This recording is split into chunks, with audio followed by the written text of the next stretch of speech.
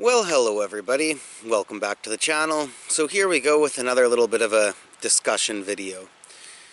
Now, as somebody who likes to research and delve into all sorts of interesting things, or at least things that I find interesting, I've been seeing a lot of podcasts and videos and reading some things as well on this whole idea of de-extinction, which is basically bringing back prehistoric animals and reintroducing them to the modern days. And this has been spoken about for, like, ever since I was a kid. There's been, National Geographic magazines and documentaries and people talking about it for a long time, and it's always been kind of one of those things that you hear about. Maybe it sparks up a bit of a conversation, a bit of a debate, whatever, and then kind of falls back into obscurity again.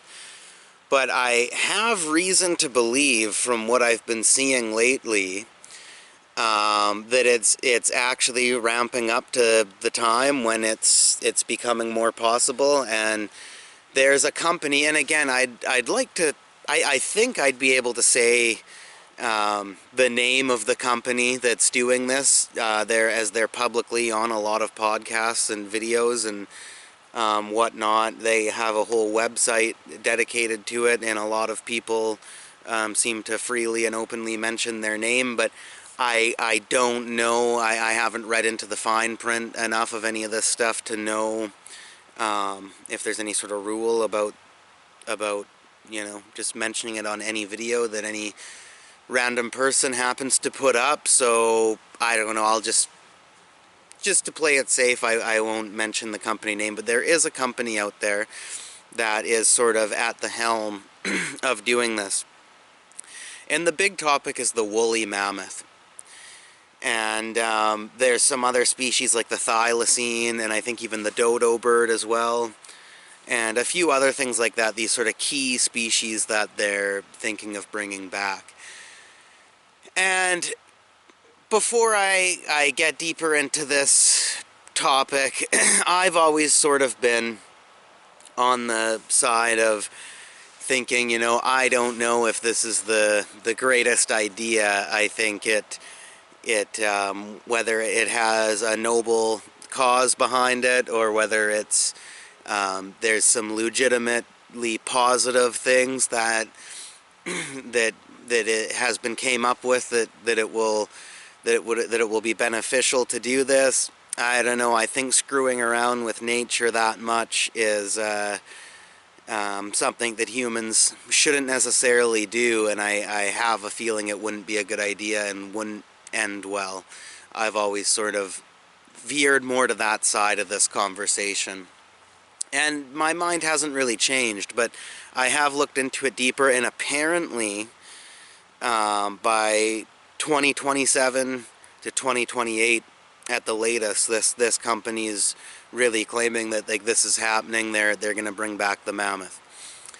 And again, I know a lot about nature, I know a lot about animals and things like that, but I'm not in the environment, but I'm not entirely, I've looked into this, and I don't fully understand the science behind what they're talking about when they say that that the woolly mammoth can actually help climate change, because something to do with the permafrost, and how they would, I'm going to butcher this science big time. I mean, I've looked into it, I don't fully understand it at an intellectual level, but something to do with the weight of them walking over the tundra would press down, basically they would demolish trees, and they would press down plant life and things like that into the permafrost, which prevented the environment from freezing, because it prevented it kept the tundra frozen, because it prevented greenery from being able to push through, something like that. Okay, I'm completely butchering that. I've looked into it several times, and I really, to be honest, don't understand what, can't really wrap my head around the science that they're talking about. It's not really my It's not really anything I've looked into that much before, and I don't personally understand it. But the point is, at a discussion level, is that apparently this will help fight climate change. So if that's true, then, you know, great, whatever. There's experts that are on this um, that are working on this and believe it to be true. And if that's true, then great, I guess. Basically, at a more philosophical and just conversational level, yeah, I've always veered on the side of humans shouldn't mess with nature that much, and when we do, it throws things out of balance. But one of the things that I understood as being positive that they were talking about is that they're thinking of bringing back these sort of, asides like the prehistoric stuff, there's sort of these key species that have legitimately caused environmental concern, because the way it works is the ecosystem is set up, the way it evolved to be, you know, what would be the best word for it? It would be basically in line. Everything's there for a purpose, and it does its job, and everything's lined up in a way that works for the environment. But when humans or some sort of other cause drives one species into extinction, or, you know, takes the numbers out heavily, then it creates an imbalance in the ecosystem. You know, then there's more species that with no predators to keep the numbers in check, or there's less prey species that not enough predators can live off of, sustain off of. So it creates this imbalance in nature. So they're talking about reintroducing some of these key species to help, you know, fight that as well, and sort of rebalance the ecosystem, which that's positive. I mean, if there's a you know, a species of whale, or a species of fish or something like that, and I'm not talking about years and years back, but that's on the verge of extinction, or is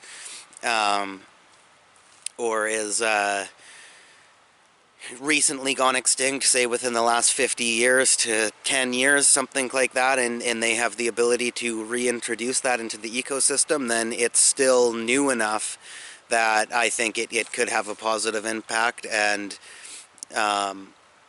rebalance the ecosystem, as we were just talking about. So that is relatively positive. That's pretty harmless. Still, there's a side of me that almost feels not right saying that, because I've just always been skeptical of the idea of human beings, you know, as is said in Jurassic Park, playing God and messing around with nature so much. And I want to talk about Jurassic Park, actually, because in all these podcasts and on the website and that, there's like these big disclaimers saying like, this isn't going to be like Jurassic Park. We're not, you know, we're not trying to go that far with it. We can't. And that's not what it's going to be. And this is seriously, you know, a noble cause to help the environment, and just we understand how people are correlating this idea to what happened in Jurassic Park, but that's not what's going to happen. That's not what we're planning for and whatnot. And I want to talk about Jurassic Park because I find it funny that this is a movie, a fictional movie, a fantasy, and it's made such an impact on culture that that people have referenced this idea. I mean, how many people reference Ian Malcolm all the time when it comes to discussions about the environment and what human beings are doing. And I find that very, very cool, very fascinating that this movie, a great movie, a wonderful movie. I think most people have seen it, and if you're one of the odd people that hasn't, I highly recommend, like, go check out Jurassic Park. It's incredible. But anyway, so it's science fiction, it's fantasy, whatnot, And both in the book and the movie, I've read I've read the book by Michael Crichton and watched the movies many times. It's one of my favorites. I watched it a lot. And what I find interesting about that is that the science in it is, it's not real because it's a fictional film, but everything in it is plausible. Okay, like it's not like this completely whacked out thing that that it might not be likely to happen. It might not happen exactly in the way that they present it, but it's all very plausible. It's easy to wrap your head around. And same within the book. And you know, and in the book, the movie, sorry, in the book, it's a little bit more darker. It's a little bit more violent, and the human ego and the flaws of humanity are presented in much more of a darker, mature light in the book, because it was never meant to be a kid's book or anything like that. Like it's an adult book.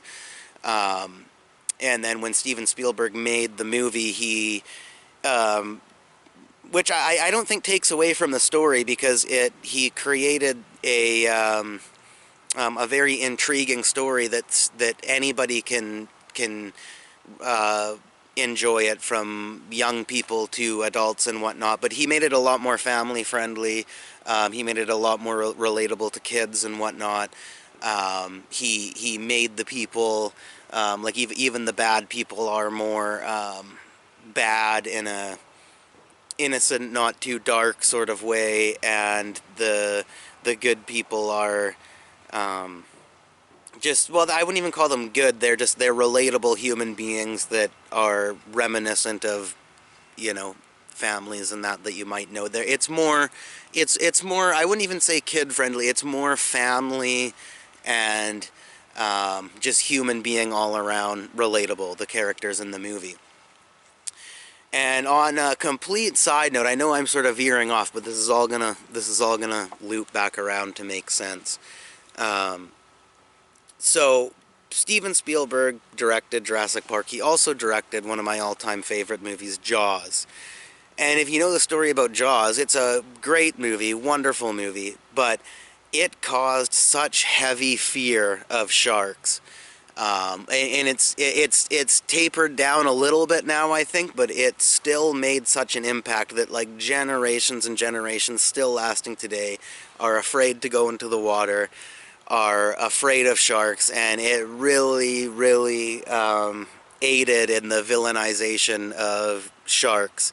And a lot of people have sort of blamed Spielberg for that, in the sense where, like, your movie has made everybody afraid of sharks, and it's totally villainized the species. And even Spielberg, well, the writer of the book, which I haven't read the Jaws book, actually, I'd love to one day. It's on my reading list, but I've only seen the movie on that one. I haven't read the book.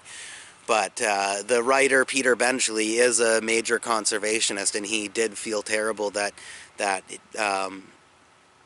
his work, because he was the original writer, aided to the villainizing of sharks, and he loved sharks and loved the water and all that sort of stuff. And he is a heavy conservationist, and I think he even became more of a conservationist after that happened with his book, because he felt bad.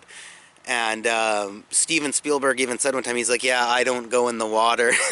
He's like, I've seen this on an interview. He says, I feel like the sharks have a hit out on me. Like they know how I've presented them and what I've done, and they've got a red label on my name, so I don't go in the water. But at the same time, he also directed Jurassic Park, which has a major pro-environment, sort of respect nature, don't screw around with things too much, sort of a message to it. So it's so funny that on one side he's sort of looked at as the person that villainized sharks, and then on the other side, literally a biotech engineering company is using his movie as a reference, as a disclaimer, saying, "Don't worry, it's not going to be like Jurassic Park." Like, so that just goes to show, whatever you think of Steven Spielberg, um, he truly is one of the great artists of film, and his influence has left a huge impact. Even it's to do with movies, but even asides movies, when literally bio companies are referencing his work as disclaimers, and conservationists are also using another movie that he made as as one of the key factors that caused um, the villainization of sharks and animals. So props to him on that. He made an impact. So basically what this loops back around to is, I think everything that happened in Jurassic Park is plausible, and this company says to you, like, oh, we're not going to create a theme park, we're not going to, take people out on tours and try to make, ecotourism money. I call bullshit on that. I mean, come on, if there's mammoths walking around the tundra, they're going to be taking people on tours to watch those, and they're probably going to, if the species were to grow and there were to be too many of them or something, they'd be doing the same thing they have in Africa, where they fund the park, the reserve, to pay, some people, they'll offer them to pay $10,000 to come shoot a mammoth, and that's bullshit when they say that's not going to happen. I mean, maybe I'm wrong, but I highly doubt that's going to happen. They're going to be making ecotourism money off of this, and I'd say that's a straight up lie, that's not what they're planning on doing. But they say, oh yeah, we're not going to make a theme park, we're not going to do that, and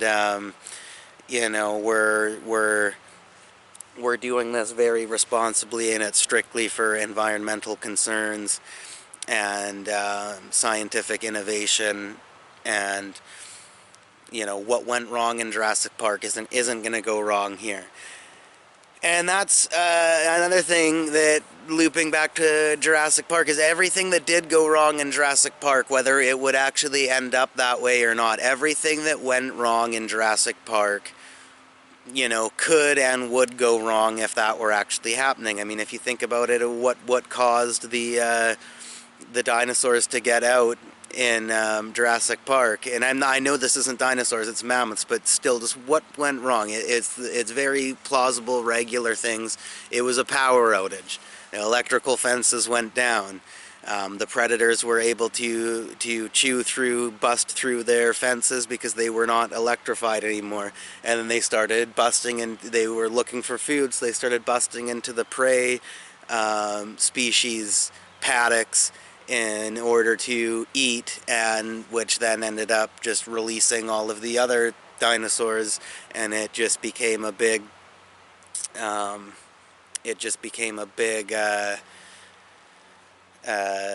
schmozzle of all these animals around, and people were trapped. There was a storm and the ship couldn't come in, and people were trapped on the island, and they were getting eaten by dinosaurs. Now, I know the species that they're talking about aren't dinosaurs, and they're not predatory animals in the sense that that they would be a huge threat to humans in that sense, but anything can go wrong.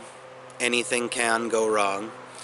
And I think screwing with the ecosystem, when in nature, like Ian Malcolm says in Jurassic Park, life finds a way. As much as we screw up the planet a lot, nature is the most powerful thing, and it always finds a way to